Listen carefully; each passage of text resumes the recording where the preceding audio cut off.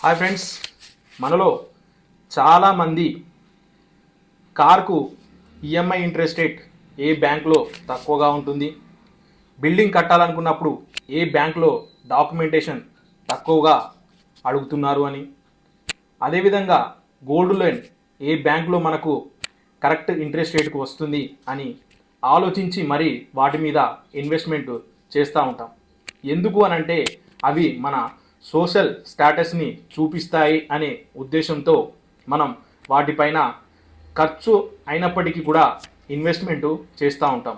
ఎందుకంటే పలానా వాని కార్ చూసావా, పలానా వాని బిల్డింగ్ చూసావా, పలానా వాళ్ళ భార్య వేసుకున్న గోల్డ్ చూసావా, ఇలాంటి వాటి గురించి మన గురించి వాటి గురించి మాట్లాడతారు అనే ఉద్దేశంతోనే వాటి మీద మనం అవసరమైనా లేకపోయినా ఈఎంఐ రూపంలో మనం భరించి అయినా సరే మనం వాటిని తీసుకుంటూ ఉంటాం.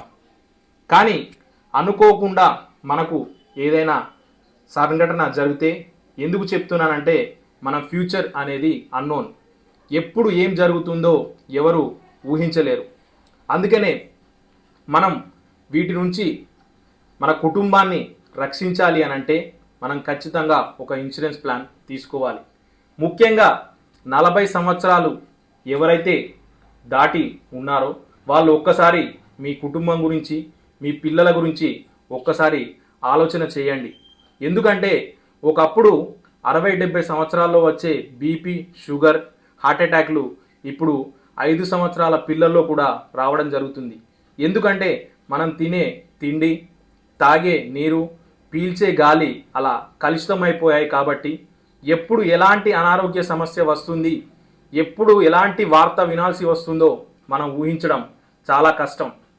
ముఖ్యంగా 40 సంవత్సరాలు దాటిన వాళ్ళు వాళ్ళ కుటుంబం కోసం ఇప్పటి నుంచే మీరు చేసే కష్టంలో దాన్ని సేవింగ్ రూపంలో దాచుకోవడానికి ఇన్సూరెన్స్ అనే ఒక మంచి ఆయుధాన్ని ఎంచుకుంటేనే రేపు భవిష్యత్తులో మీ కుటుంబానికి ఒక మంచి దారి చూపించిన వాళ్ళు అవుతారు.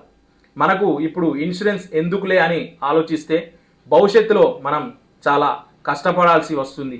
అదేవిధంగా మన కుటుంబాన్ని కూడా ఆర్థికంగా అప్పులోకి నెట్టిన వాళ్ళం అవుతాం.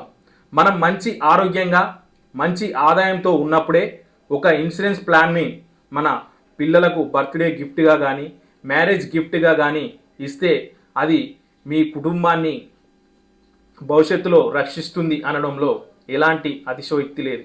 మరి మీ కుటుంబాన్ని మీరు నిజంగా ప్రేమించిన వాళ్ళైతే వాళ్ళ కోసం మీరు ఎలాంటి ప్లాన్ తీసుకోవాలో తెలియక ఇబ్బంది పడితే, మీకు ఎలాంటి ప్లాన్ తీసుకోవాలో తెలియక మీరు సతమత పడితే మీకోసం నేను మీకు మీ బడ్జెట్ ఆధారంగా ప్లాన్ వివరించడానికి, మీ బడ్జెట్లోనే వివరించడానికి నేను సిద్ధంగా ఉన్నాను. మరి ఇంకా ఆలస్యం చేయకుండా నిజంగా మీ కుటుంబాన్ని ప్రేమించిన వాళ్ళైతే ఒక మంచి ఇన్సూరెన్స్ ప్లాన్ని వాళ్ళకు గిఫ్ట్గా ఇవ్వండి. Thank you friends.